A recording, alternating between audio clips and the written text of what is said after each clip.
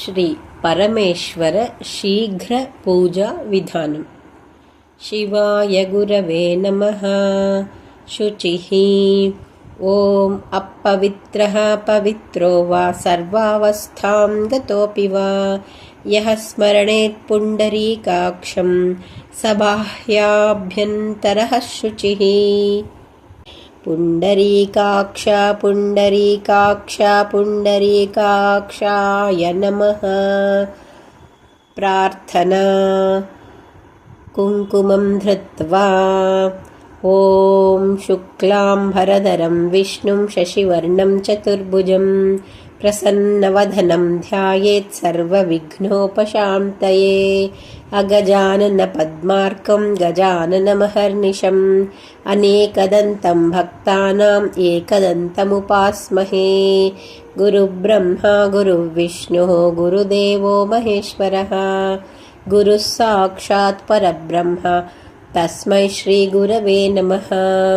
यः शिवो नामरूपाभ्यां या देवी सर्वमङ्गला तयोः संस्मरणान्नित्यं सर्वदा जयमङ्गलम्। आचम्य ॐ केशवाय स्वाहा।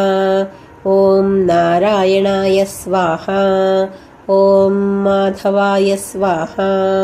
ॐ गोविन्दाय नमः। ॐ विष्णवे नमः। ॐ मधुसूदनाय नमः। ॐ त्रिविक्रमाय नमः। ॐ वामनाय नमः। ॐ श्रीधराय नमः। ॐ हृषीकेशाय नमः। ॐ पद्मनाभाय नमः। ॐ दामोदराय नमः। ॐ सङ्कर्षणाय नमः। ॐ वासुदेवाय नमः। ॐ प्रद्युम्नाय नमः। ॐ अनिरुद्धाय नमः। ॐ पुरुषोत्तमाय नमः। ॐ अधोक्षजाय नमः। ॐ नारसिंहाय नमः। ॐ अच्युताय नमः। ॐ जनार्दनाय नमः। ॐ उपेन्द्राय नमः। ॐ हरये नमः। ॐ श्रीकृष्णाय नमः। दीपाराधनम्। ॐ दीपस्त्वं ब्रह्मरूपोऽसि ज्योतिषां प्रभुरव्ययः। सौभाग्यं देहि पुत्रांश्च सर्वान् कामांश्च देहि मे। प्राणायामम्। ॐ भूः ॐ भुवः ॐ सुवः ॐ महः ॐ जनः ॐ तपः ॐ सत्यम्। ॐ तत्सर्वितुर्वरेण्यं भर्गो देवस्य धीमहि धियो यो नः प्रचोदयात्। ॐ आपो ज्योतिरसोऽमृतं ब्रह्मभूर्भुवः सुवरों। लघुसङ्कल्पम्। मम उपात्तसमस्तदुरितक्षयद्वारा श्रीपरमेश्वरमुद्दिश्य श्रीपरमेश्वरप्रीत्यर्थं ये तत्मङ्गलप्रदेशे नारायणमुहूर्ते मम सहकुटुम्बस्य श्रीपरमेश्वर अनुग्रहसिद्ध्यर्थं लघुपूजां करिष्ये। कलशप्रार्थना। गंगे च यमुने चैव गोदावरी सरस्वती नर्मदे सिन्धु कावेरी जलेऽस्मिन् सन्निधिं कुरु। ॐ कलशदेवताभ्यो नमः। सकलपूजार्थे अक्षतान् समर्पयामि। गणपतिप्रार्थना।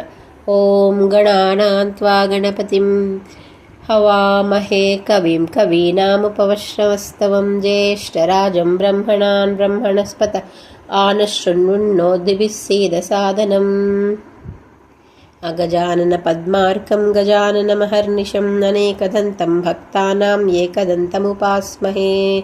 वक्रतुण्डमहाकाय कोटिसूर्यसमप्रभा निर्विघ्नं कुरु मे देव सर्वकार्येषु सर्वदा। ॐ श्रीमहागणाधिपतये नमः। सकलपूजार्थे पुष्पाक्षतां समर्पयामि। भस्मधारणमन्त्रम्। ॐ त्र्यम्बकं यजामहे सुगन्धिं पुष्टिवर्धनम् उर्वारुकमिव बन्धनात् मृत्योर्मुक्षीयमामृतात्। ध्यानम्। शान्तं पद्मासनस्थं शशिधरमकुटं पञ्चवक्त्रं त्रिनेत्रं शूलं वज्रं च खड्गं परशुमभयदं दक्षभागे वहन्तम्। नागं पाशं च घण्टां लयहुतवहं साङ्क्षुषं वामभागे नानालङ्कारयुक्तं स्फटिकमणिनिभं पार्वतीशं नमामि। वन्दे शम्भूमापतिं सुरगुरुं वन्दे जगत्कारणं वन्दे पन्नगभूषणं मृगधरं वन्दे पशूनां पतिं वन्दे सूर्यशशाङ्कवह्निनयनं वन्दे मुकुन्दप्रियं वन्दे भक्तजनाश्रयं च वरदं वन्दे शिवं शङ्करम्। अस्मिन् प्रतिमे श्रीपरमेश्वरस्वामिनम् आवाहयामि, स्थापयामि, पूजयामि।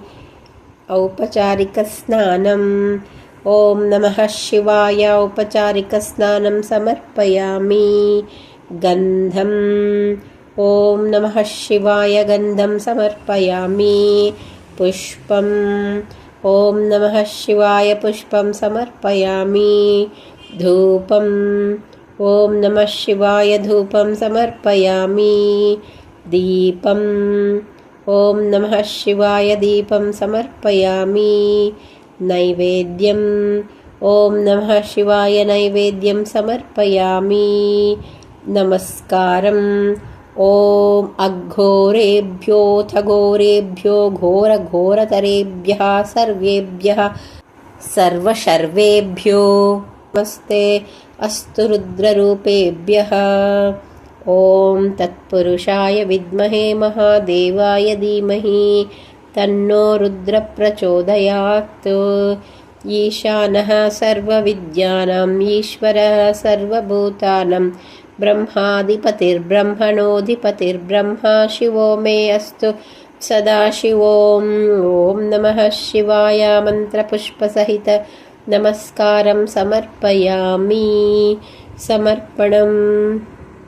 मन्त्रहीनं क्रियाहीनं भक्तिहीनं महेश्वर यत्पूजितं मया देवा परिपूर्णं ततस्तु मे। एतत्फलं श्रीपरमेश्वरार्पणमस्तु। स्वस्ति। ॐ शान्ति शान्ति शान्तिः।